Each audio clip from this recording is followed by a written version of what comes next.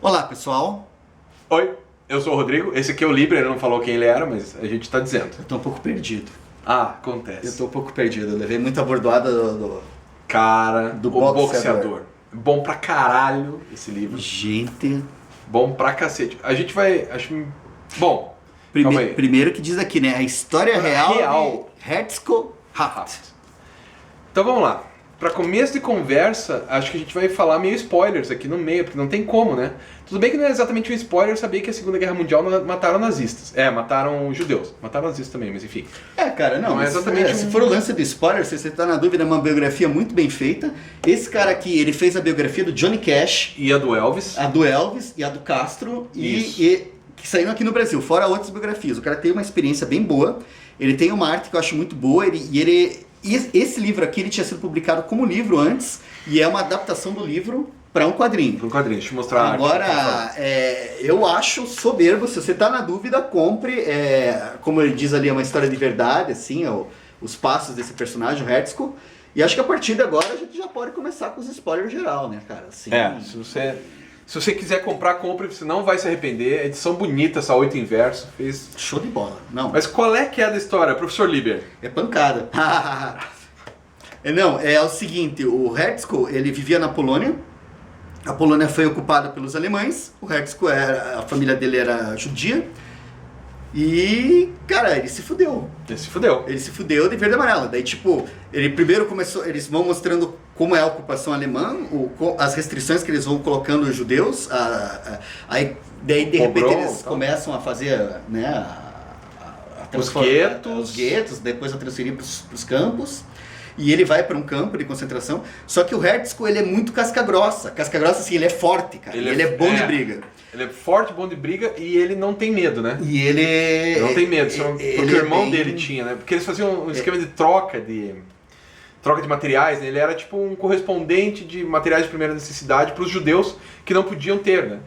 E basicamente ele vai pro campo e ele sobrevive. Uma das coisas que ajuda ele a sobreviver é que os judeus percebem que ele é bom de briga, e eles faziam rinhas de briga entre os judeus.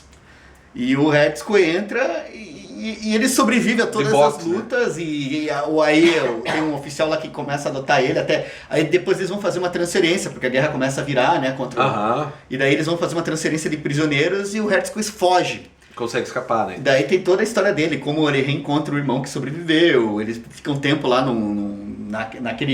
como é que é aquele ato entre o fim da guerra e o começo da nova vida. E daí ele vai para os Estados Unidos, onde ele constitui família nova.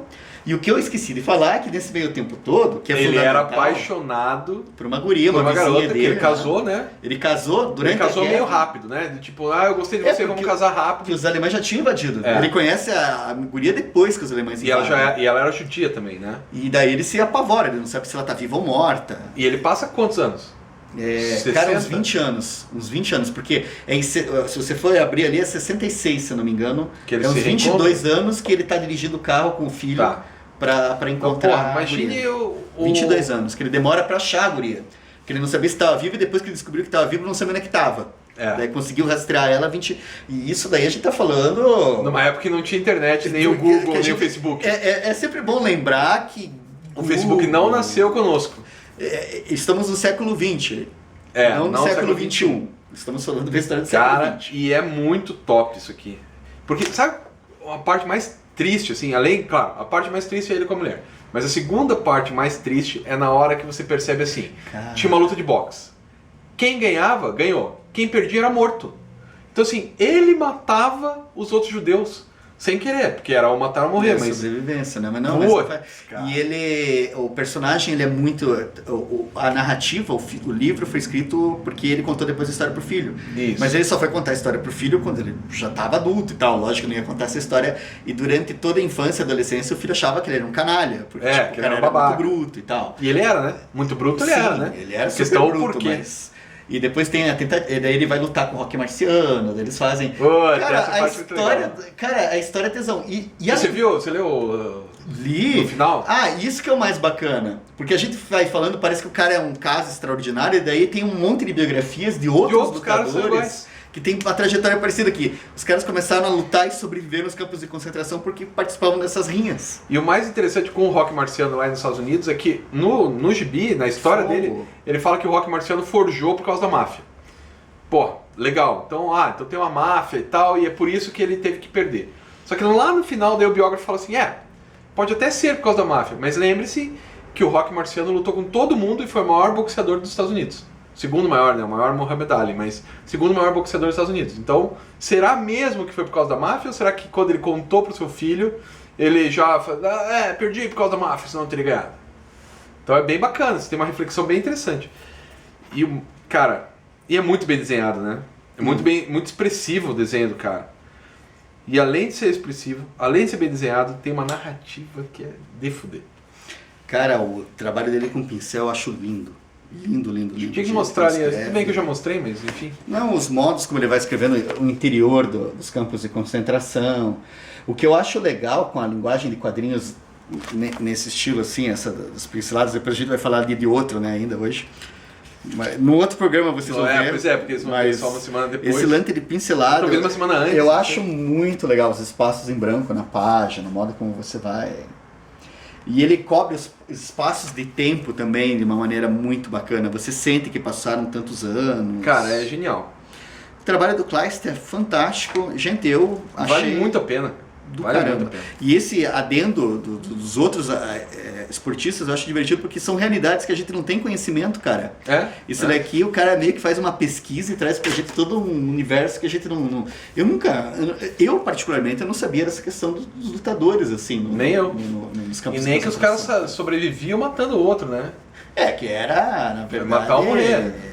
Ganhava a luta, matava quem matava mesmo era o judeu, alemão. lógico, o alemão que apertava o gatilho que matava. O cara eu falei errado. Tava brigando ali, mas quem matou foi o nazista que apertou o gatilho, né? Não, a culpa inteira é do nazista. Sim. A culpa inteira, mas o cara saber que de certa forma ele tá contribuindo pra morte do outro é diferente. É dramático, não. É dramático. Pesado, assim.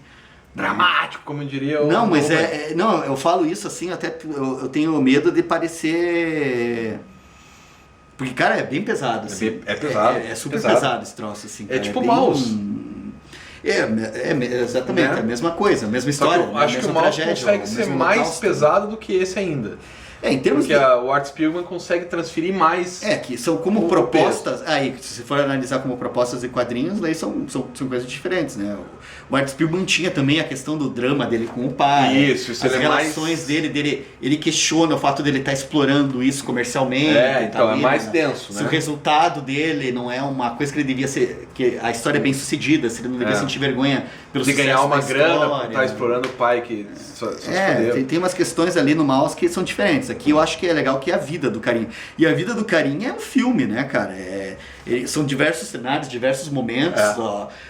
Prisioneiro, traficante de pãozinho pela fronteira lá durante a ocupação nazista. Cara, é dono de bordel no hiato da guerra, é dono de frutaria, é lutador de boxe que vai ter luta marcada. Quantas coisas o cara fez, né? O cara é tipo... Forrest Gump, assim, cara. Ele vai trocando. Ele vai trocando, assim. Mas é a desgraça do cara. Na hora ele tá escondido com uma roupa de soldado que ele roubou, passando fome no meio da floresta. Daqui a pouco ele é dono do puteiro. 2 páginas ele tá de smoking, assim, com gravatinha, atendendo as pessoas lá. Pô, é do caralho, velho. História de vida espetacular. Valeu então, galera. Recomendamos aí.